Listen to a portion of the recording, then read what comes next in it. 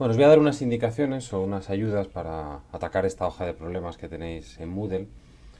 Bien, empezamos por el primero, hilo infinito con un rectángulo y nos piden la fuerza electromotriz inducida. Bueno, hay un vídeo sobre este, no con los números, pero bueno, simplemente sustituir los datos. Bien, este es un problema que es más difícil de interpretar el enunciado que de resolver. Lo que nos dice es que tenemos una región magnética y ahora tenemos un semicírculo, un circuito con forma de semicírculo, voy a pintarlo en otro color. Sería una cosa así, que está articulado en este punto y a esto le estamos permitiendo girar con una cierta velocidad angular omega.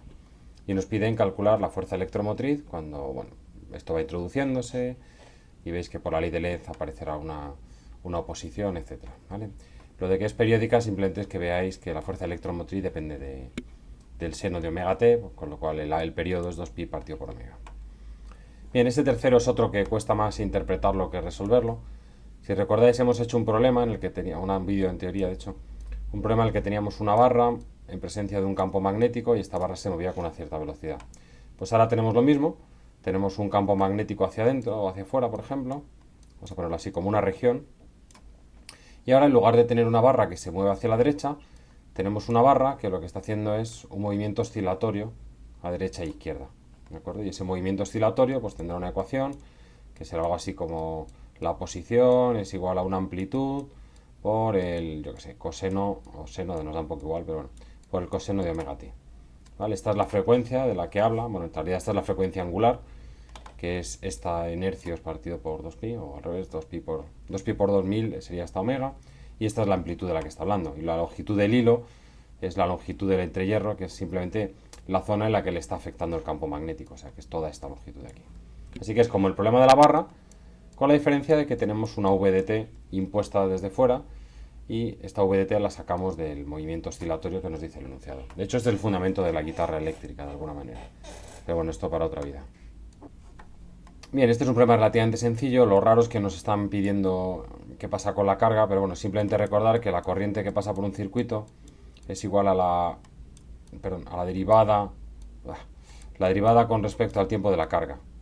¿Vale? Así que podemos invertir esta expresión y decir que la integral del diferencial de Q, que sería la carga, es igual a la integral de I, que será en general una función del tiempo, por diferencial del tiempo. Así que integrando esta expresión llegamos a la variación de carga total en el circuito.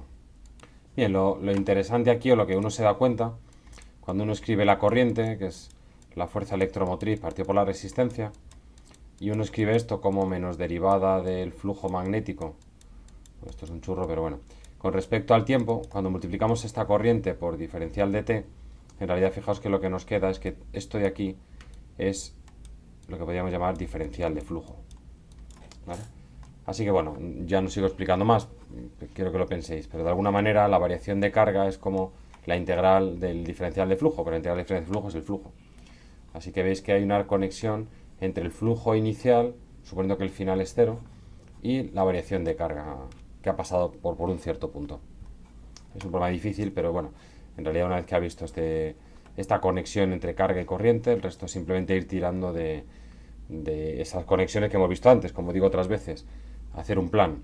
¿Qué es lo que sé yo de la corriente inducida? Pues que es la fuerza electromotriz partido por la resistencia. ¿Qué sé yo de la fuerza electromotriz? Que es esta derivada. Bueno, al final uno llega a esta expresión. Bien, este es otro problema de vídeo, este es otro problema de vídeo, este es otro problema de vídeo. Aquí lo interesante es que a diferencia de... O sea, que en el vídeo había dos partes, una en la que se movía con velocidad constante y otra como en este problema en el que le damos una colleja inicial y esto se va a ir frenando porque sabemos que por la ley de Lenz va a aparecer una oposición.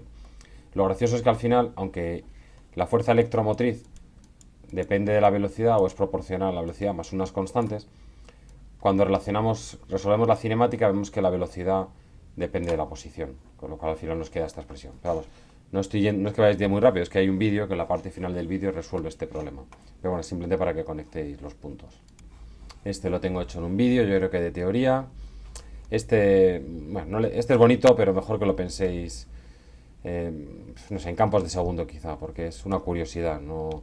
Realmente es más difícil visualizar el enunciado del problema que la física que hay detrás, que al final se basa en esa idea de que una carga en presencia de un campo magnético que se mueve, pues va a crear una fuerza, esa fuerza va a crear un movimiento de cargas, ese movimiento de cargas es una corriente, y esa corriente al pasar por aquí va a crear un campo que induce. Bueno, no le deis muchas vueltas, es bonito, pero bueno, para otra vida. Bien, este se basa un poco en la idea de cuando tenemos autoinducción, la fuerza electromotriz inducida, como habéis visto en el vídeo, es la autoinducción por la derivada de la corriente inducida que pasa por el circuito con respecto al tiempo. Por tanto, si yo tengo un circuito, voy a tener dos contribuciones al flujo. Esta va a ser la fuerza electromotriz debida a la autoinducción, pero luego tenemos la fuerza electromotriz debida a ese campo externo que nos dice el enunciado. ¿Vale? Cuando nos dicen que la resistencia es pequeña, como por la ley de Ohm, la fuerza electromotriz es I por R, corriente inducida, bueno, aquí le he llamado I normal, I por R, si esta R es muy pequeña, despreciamos este término, y al final lo que ocurre es que la fuerza electromotriz que viene de la autoinducción más la fuerza electromotriz que viene del campo externo es igual a cero. Entonces esto nos queda una ecuación para derivada de I con respecto al tiempo, integramos y nos queda esta expresión. Esto está hecho en un vídeo de teoría, este es otro vídeo, este también en bioteoría. Lo que no hemos hecho a lo mejor es la inducción mutua, no recuerdo ahora, pero bueno, es simplemente calcular el flujo dividido por la corriente. Y esto de la potencia, pues es la ley de Joule, ¿vale? Esto es la corriente inducida al cuadrado por la resistencia eléctrica de esto va a ser un 7, al cuadrado por la resistencia del circuito. Bien, no hemos visto energía magnética en mucho detalle, así que bueno, olvidaos de este problema. De este he hecho un vídeo, así que nada. Y de este también tenéis otro vídeo, así que veis que como siempre, entre los problemas de clase y los vídeos, pues hemos cubierto prácticamente todo el espectro de problemas de tipo examen. Bien, aprovecho este vídeo y comento un par de exámenes recientes. Este es de justo hace un año.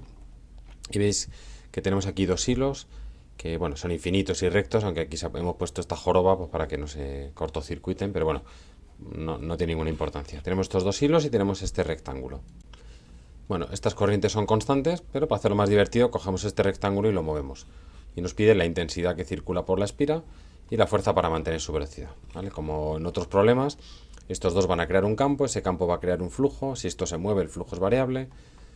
Podéis imaginar cómo se resuelve. Ley de Faraday, que tengo que poner una fuerza externa para que esto se mantenga constante, esa fuerza externa es compensada, o sea, compensa la mecánica. O sea que no hay nada diferente, es como el problema en el que teníamos solo este hilo, ¿vale? La diferencia es que ahora tenemos un campo que tiene dos dimensiones, tiene dos direcciones o dos componentes, una que depende de esta distancia y otra de esta. Vamos, salvo la matemática, la física es la misma. Bueno, este problema no es un problema estrictamente de inducción, pero bueno, me voy a inventar un problema de inducción asociado. Imaginaos que tenemos esta placa infinita en dos direcciones con un espesor D y aquí tenemos este cierto triángulo, ¿vale? Olvidad esta corriente porque esto no tiene que ver con el enunciado que me estoy inventando. Y ahora suponed que nos dicen esta J, esta densidad de corriente que va dentro de esta lámina bidimensional infinita, es una J de T, que depende del tiempo de una cierta manera. Y nos piden calcular la fuerza electromotriz sobre este circuito. Eso es una posibilidad. O sea que veis que podemos combinar cosas como ley de Ampère con cosas de inducción, ¿vale? Pero veis que al final son habas contadas.